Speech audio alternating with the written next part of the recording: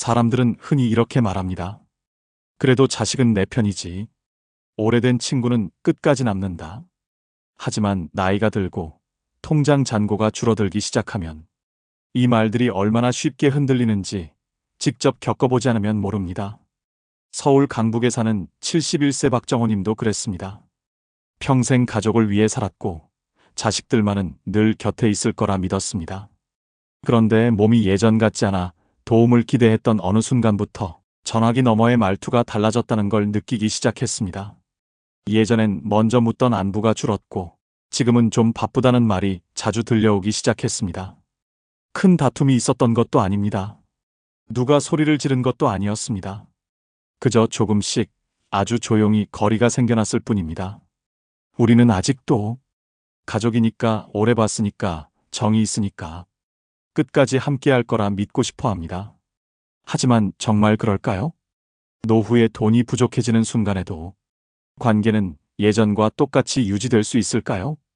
통계청 자료에 따르면 노년기 경제적 어려움을 겪는 사람들일수록 가족, 지인과의 왕래가 급격히 줄어드는 경향이 나타난다고 합니다. 돈이 전부는 아니지만 돈이 사라질 때 관계의 진짜 모습이 드러난다는 뜻이기도 합니다. 이 이야기가 남의 일처럼 들리지 않으신다면, 혹시 마음 한구석이 조금이라도 불편해지셨다면 여러분의 생각을 댓글로 남겨주세요. 나도 비슷한 경험이 있다. 지금 이 말이 와닿는다. 짧은 한마디여도 괜찮습니다. 여러분의 이야기가 누군가에게는 큰 위로가 될 수 있습니다. 이야기를 시작하기 전에 구독과 좋아요, 알림 설정까지 꼭 부탁드립니다. 그러면 지금부터 돈이 사라진 뒤에 드러난 관계의 현실을 차분하게 하나씩 이야기해 보겠습니다. 첫 번째로, 노후에 돈의 흐름이 바뀌는 순간 자식과의 관계도 함께 바뀌기 시작합니다. 갑자기 다툼이 생기거나 크게 싸운 것도 아닙니다. 그저 돈이 오가던 방향이 멈추는 순간 관계의 온도가 서서히 식어가는 경우가 많습니다. 여러분은 혹시 이런 변화를 겪어보신 적 없으신가요? 앞서 말씀드렸던 서울 강북에 사는 71세 박정호님의 이야기가 바로 그런 경우입니다. 박정호님은 정년퇴직 전까지 평범하지만 성실하게 직장 생활을 해왔고 생활이 넉넉하진 않아도 자식들 도울 여유는 있었습니다. 아들 부부가 맞벌이로 바쁠 때는 생활비를 조금씩 보태줬고 손주가 학원을 옮긴다고 하면 학원비 일부를 대신 내주기도 했습니다. 매달 큰 돈은 아니었지만 필요할 때마다 아버지가 좀 보태줄게라는 말이 자연스럽게 나갔다고 합니다. 그 시절의 분위기는 지금과 많이 달랐습니다. 주말이면 아들 부부가 먼저 연락을 해왔고 잠깐 들르겠다는 말과 함께 손주를 데리고 집에 찾아왔습니다. 며느리는 집에 오자마자 부엌으로 들어가 아버님, 뭐 드시고 싶은 거 없으세요? 하며 살갑게 챙겼습니다. 명절이 아니어도 얼굴을 자주 봤고 특별한 이유 없이도 함께 밥을 먹는 날이 많았습니다. 박정호님은 그 시간을 당연하게 여겼습니다. 자식이 부모를 찾는 건 자연스러운 일이라고 생각했기 때문입니다. 그 관계 뒤에 돈이 있다는 생각은 한 번도 해본 적이 없었습니다. 하지만 정년퇴직을 하고 나서부터 상황이 달라졌습니다. 월급은 끊기고 생활은 연금과 남은 저축에 의지해야 했습니다. 자연스럽게 아들 부부에게 하던 지원도 하나둘 줄어들었고 어느 순간부터는 아예 보태주지 못하게 됐습니다. 박정호님은 그 사실을 굳이 말하지 않았습니다. 괜히 미안해질까봐, 괜히 체면이 상할까 봐서였습니다. 이상하게도 그 무렵부터 연락이 달라졌습니다. 주말에 울리던 전화가 뜸해졌고 집에 들르겠다는 말도 사라졌습니다. 명절이 되자 아들 부부는 이렇게 말했다고 합니다. 아버지, 이번엔 애들 일정이랑 겹쳐서요. 전화로 인사드릴게요. 그 말은 예의 바르고 공손했지만 박정호님은 왠지 모를 허전함을 느꼈다고 합니다. 그러던 중 예상치 못한 입원 일이 생겼습니다. 급하게 병원에 가야 했고 검사와 치료가 이어지면서 병원비가 생각보다 크게 나왔습니다. 연금으로는 감당이 빠듯했고 박정호님은 며칠을 고민한 끝에 아들 부부에게 전화를 걸었습니다. 큰 돈이 아니라 당장 급한 병원비 일부만이라도 보태달라는 부탁이었습니다. 전화를 걸기 전부터 마음이 무거웠다고 합니다. 혹시라도 거절당할까봐 괜히 부담을 주는 사람이 되는 건 아닐지 걱정이 앞섰다고 합니다. 잠시 침묵이 흐른 뒤 아들은 짧게 이렇게 말했다고 합니다. 아버지, 저희도 지금 여유가 없습니다. 그 말은 차갑지 않았고 화가 섞이지도 않았습니다. 하지만 더 이어지는 말은 없었습니다. 대화는 그걸로 끝이었습니다. 박정호님은 전화를 끊고 한동안 말없이 병실에 앉아 있었다고 합니다. 서운함보다 먼저 찾아온 감정은 이제는 내가 도움을 줄 수 없는 사람이 되었구나라는 깨달음이었습니다. 통계청 자료를 보면 정년 퇴직 이후 소득이 급격히 줄어든 노년층일수록 자녀와의 만남과 교류가 빠르게 줄어드는 경향이 나타납니다. 돈을 요구했기 때문이 아니라 돈을 더 이상 줄 수 없는 위치가 되는 순간부터 관계의 균형이 바뀌기 때문입니다. 박정호님은 시간이 지나서야 인정하게 됐다고 합니다. 자식이 갑자기 냉정해진 것이 아니라 자신이 해오던 역할이 끝났다는 사실을 말입니다. 도움을 주던 부모에서 도움이 필요한 부모로 위치가 바뀌는 순간 관계의 모습도 함께 바뀌었다는 것을 받아들이게 된 것입니다. 물론 이런 생각이 드실 수 있습니다. 자식도 각자의 삶이 있다. 부모라고 해서 언제까지 도움을 받을 수는 없다. 그 말도 틀리지 않습니다. 하지만 박정호님을 가장 아프게 한 것은 병원비를 보태주지 못한 사실이 아니라 돈이 끊기자 함께 사라진 살가움과 방문, 그리고 자연스러웠던 관계의 모습이었습니다. 그 이후 박정호님은 마음속으로 결심했다고 합니다. 자식에게 더 이상 기대하지 않기 위해서라도 돈 문제로 관계를 다시 시험하지 않겠다고 말입니다. 이 깨달음은 자식 다음으로 믿었던 관계, 오래된 친구들과의 현실로 자연스럽게 이어집니다. 두 번째로, 노후에 돈이 부족해지면 친구 관계는 가장 조용하게, 그러나 가장 먼저 정리됩니다. 자식처럼 말다툼이 있는 것도 아니고 형제처럼 책임을 두고 갈등이 생기는 것도 아닙니다. 그저 돈이 들어가는 자리에 더 이상 함께하지 못하게 되는 순간 친구 관계는 말없이 멀어지기 시작합니다. 경기도 성남에 사는 69세 김영수님의 이야기입니다. 김영수님은 직장 생활을 하던 시절 같은 회사에서 오래 근무했던 동기들과 매달 한 번씩 정기 모임을 가졌습니다. 모임 장소는 늘 비슷했습니다. 식당에서 저녁을 먹고 근처에서 커피를 마시며 이야기를 나누는 자리였습니다. 그때는 회비도 넉넉했고 누가 계산을 맡아도 크게 신경 쓰지 않았습니다. 하지만 정년퇴직 이후 상황이 달라졌습니다. 월급이 끊기고 연금으로 생활하게 되자 모임 한 번에 드는 비용이 눈에 띄게 부담으로 느껴지기 시작했습니다. 식사비, 커피가, 가끔 이어지는 2차 자리까지 합치면 한 달 생활비에서 결코 작은 금액이 아니었습니다. 처음에는 내색하지 않았습니다. 모임에도 예전처럼 나갔고 자연스럽게 계산도 함께 했습니다. 하지만 집에 돌아오면 마음이 편치 않았다고 합니다. 이 돈이면 며칠을 더 버틸 수 있는데 라는 생각이 자꾸만 머릿속을 떠나지 않았다고 합니다. 결정적인 계기는 어느 날 모임에서 나온 이야기였습니다. 한 친구가 해외여행 이야기를 꺼냈고 다음 모임 장소로 평소보다 비싼 식당이 자연스럽게 정해졌습니다. 그 순간 김영수님은 아무 말도 하지 못했다고 합니다. 괜히 분위기를 깨는 사람이 될까 봐서였습니다. 그날 이후 김영수님은 모임에 빠지기 시작했습니다. 처음에는 이렇게 말했습니다. 이번 달은 집안일이 좀 있어서 몸이 좀 안 좋아서 쉴게. 하지만 이런 일이 몇 번 반복되자 모임 단체방에서 김영수님의 이름은 점점 언급되지 않게 됐습니다. 어느 날 우연히 길에서 한 친구를 만났을 때였습니다. 친구는 이렇게 말했습니다. 요즘 왜 이렇게 모임에 안 나와? 김영수님은 웃으며 대답했다고 합니다. 그냥 좀 조용히 지내고 싶어서. 그 짧은 대화 속에서 서로 더 묻지 않았고 더 설명하지도 않았습니다. 통계청 자료를 보면 정년퇴직 이후 소득이 줄어든 노년층일수록 정기적인 사적 모임 참여율이 크게 낮아지는 것으로 나타납니다. 우정이 사라져서가 아니라 모임에 들어가는 비용을 감당하기 어려워지면서 자연스럽게 관계가 정리되는 경우가 많기 때문입니다.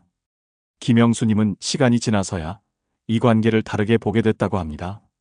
친구들이 자신을 일부러 멀리한 것은 아니었습니다. 다만 그 모임은 돈과 시간에 여유가 있는 사람들을 기준으로 굴러가고 있었고 자신은 더 이상 그 흐름을 따라가기 어려워졌을 뿐이었습니다. 물론 이런 생각이 드실 수 있습니다. 진짜 친구라면 돈 없어도 만나는 것 아니냐? 맞는 말입니다. 하지만 노년의 만남은 대부분 밖에서 돈이 드는 공간에서 이루어집니다. 누군가는 괜찮지만 누군가에게는 그 자체가 큰 부담이 됩니다. 김영수님은 결국 선택했습니다. 억지로 예전 모임에 매달리기보다는 동네 공원에서 가끔 인사를 나누는 사람들, 비용 부담 없이 안부를 묻는 관계를 택했습니다. 화려하진 않지만 눈치 보지 않아도 되는 관계였습니다.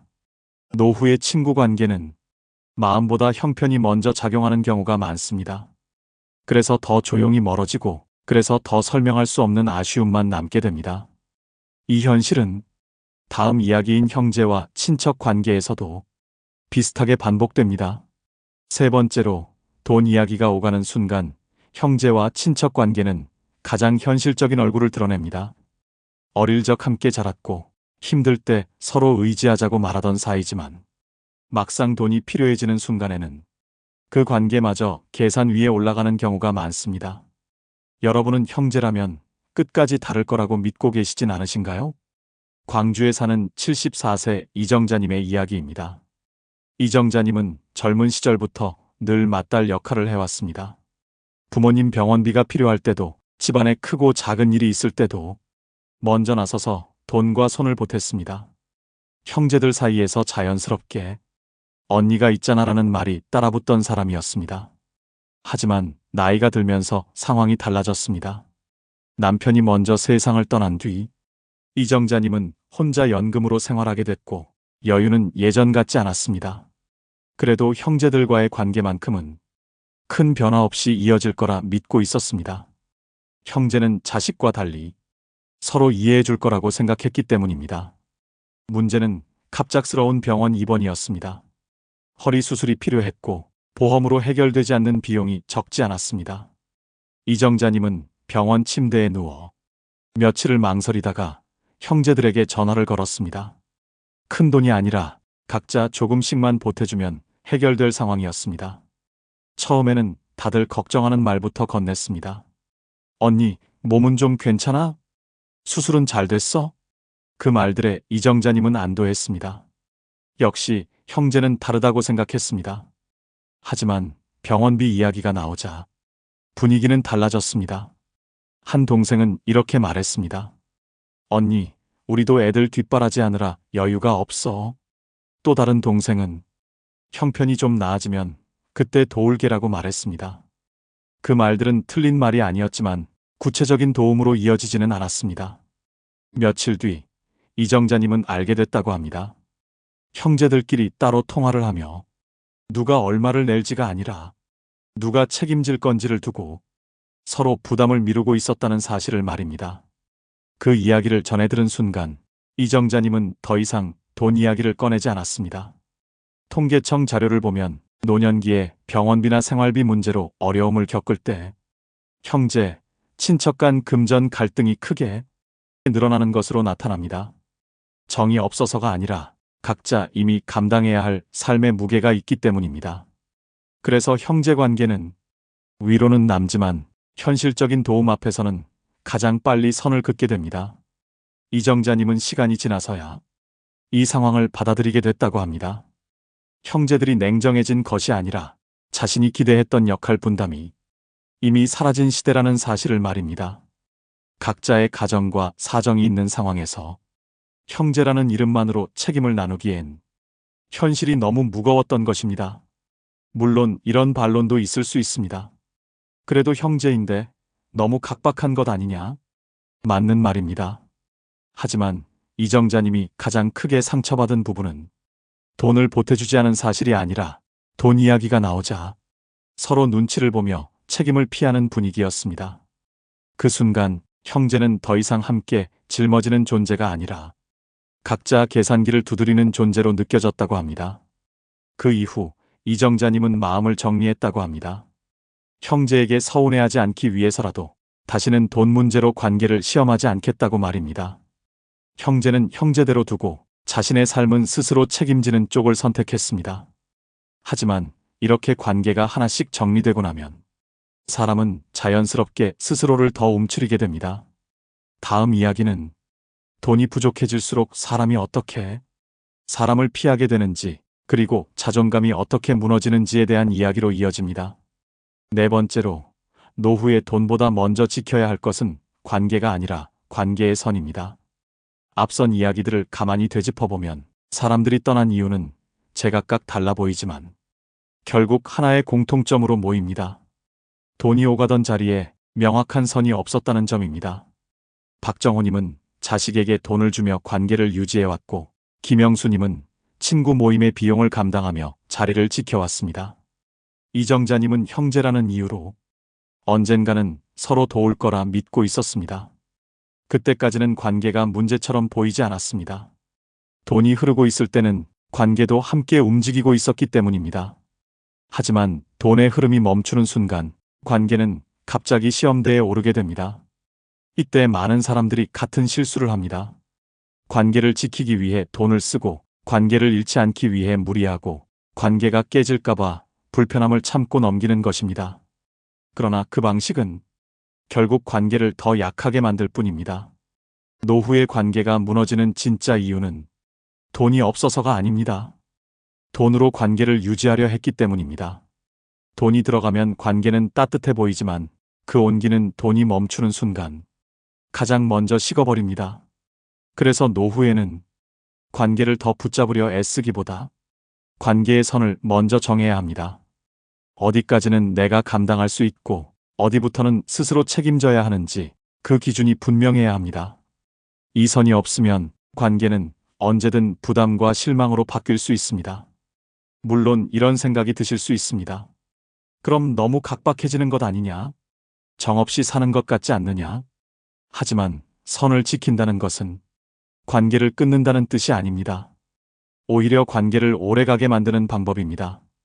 돈 이야기를 하지 않아도 되는 관계, 도움이 오가지 않아도 편한 관계만 남기면 관계는 훨씬 가벼워집니다. 노후에 필요한 것은 많은 사람도 깊은 관계도 아닙니다. 서로 기대지 않아도 불편하지 않은 관계, 돈으로 증명하지 않아도 유지되는 관계입니다. 그 기준이 서는 순간 사람은 비로소 관계 앞에서 덜 흔들리게 됩니다. 이제 마지막 이야기는 이 모든 관계가 하나둘 정리된 뒤에도 끝까지 남아 있었던 것들에 대한 이야기입니다. 돈이 없어도 기대하지 않아도 조용히 이어졌던 관계에는 분명한 공통점이 있었습니다. 그 이야기를 마지막으로 정리해 보겠습니다. 다섯 번째로, 돈이 없어도 끝까지 남는 관계에는 분명한 공통점이 있습니다. 앞선 이야기들을 들으며 이런 생각이 드셨을지도 모릅니다. 결국엔 다 떠나는 거 아닌가? 돈 없으면 아무도 남지 않는 거 아닌가?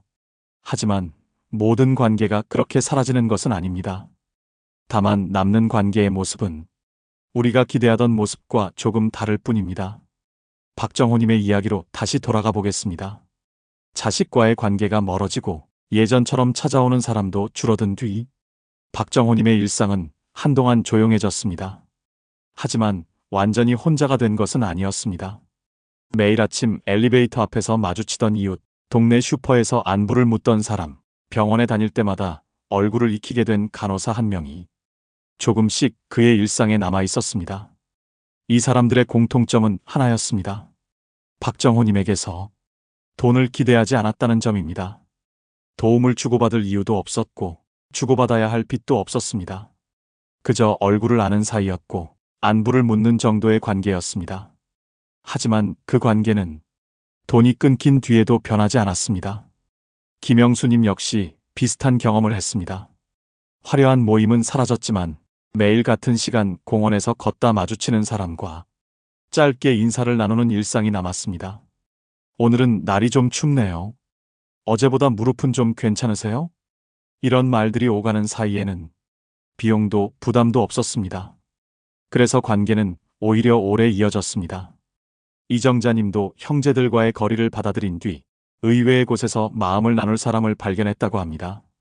같은 병원을 다니며 알게 된 또래 한 사람과 대기실에서 몇 마디 나누는 시간이 그에게는 큰 위로가 되었다고 합니다.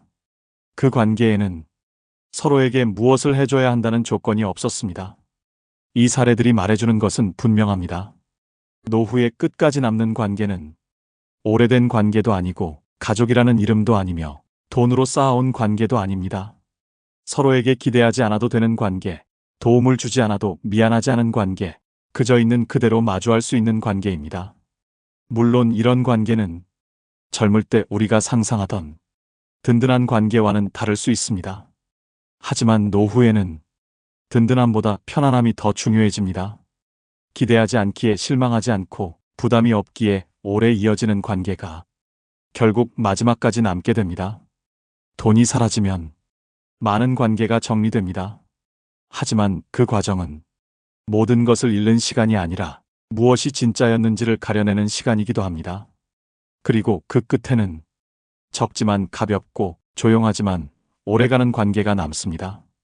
이제 우리는 마지막으로 이 모든 이야기를 어떻게 받아들여야 하는지, 그리고 앞으로 어떤 준비를 해야 하는지에 대해 정리해 볼 차례입니다. 다음은 결론, 이 현실을 마주한 뒤 노후를 어떻게 살아가야 할지에 대한 이야기입니다. 지금까지 우리는 한 가지 이야기를 여러 사람의 삶을 통해 살펴봤습니다. 돈이 많아서 관계가 유지된 것도 아니고 사람이 나빠서 관계가 무너진 것도 아니었습니다. 단지 돈의 흐름이 바뀌는 순간 관계의 모습이 달라졌을 뿐이었습니다. 자식에게 돈을 보태주던 시절에는 살가웠던 태도가 지원이 멈추자 조용히 멀어졌고, 함께 웃고 떠들던 친구들은 모임 비용을 감당하기 어려워지자 말없이 사라졌습니다. 형제 역시 위로는 남았지만 현실적인 돈 앞에서는 각자의 삶으로 물러났습니다. 이 모든 이야기는 누군가의 특별한 불운이 아니라 많은 사람들이 노후에 겪게 되는 아주 현실적인 과정입니다. 그래서 이 이야기가 더 아프게 다가옵니다. 설마 우리 집은 아니겠지라고 넘기기엔 너무 많은 분들의 마음을 건드리기 때문입니다. 혹시 지금 이 이야기를 들으며 마음 한구석이 조금이라도 불편해지셨다면 그건 괜히 드는 생각이 아닐지도 모릅니다. 이제 중요한 질문을 던져야 합니다. 그렇다면 우리는 어떻게 살아야 할까요?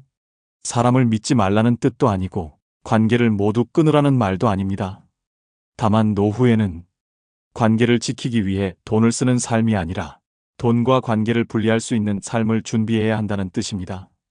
누군가에게 도움을 주지 않아도 불안하지 않고 도움을 받지 않아도 서운하지 않은 상태, 그 선을 미리 그어두는 것이 노후의 관계를 지키는 가장 현실적인 방법입니다. 관계를 위해 무리하지 않는 사람만이 관계 앞에서 흔들리지 않습니다. 그리고 마지막으로 꼭 전하고 싶은 말이 있습니다. 돈이 줄어들수록 사람은 초라해지는 것이 아니라 삶의 본질에 가까워질 뿐이라는 점입니다. 남는 관계는 줄어들지 몰라도 그만큼 가벼워지고 덜 아프고 덜 실망하게 됩니다. 그것이 노후의 실패가 아니라 노후의 정리라는 사실을 조금만 일찍 알았으면 좋겠습니다. 여러분은 지금 관계를 돈으로 붙잡고 계신가요? 아니면 돈 없이도 편안한 관계를 준비하고 계신가요? 이 질문을 오늘 하루만이라도 조용히 스스로에게 던져보시길 바랍니다. 이 이야기가 마음에 와 닿으셨다면 여러분의 생각을 댓글로 남겨주세요. 나도 비슷한 경험이 있다는 한마디도 좋고, 지금부터라도 준비해야겠다는 생각이 든다는 말도 괜찮습니다. 여러분의 이야기가 또 다른 누군가에게는 큰 위로가 될 수 있습니다. 영상이 도움이 되셨다면 구독과 좋아요, 알림 설정까지 꼭 부탁드립니다.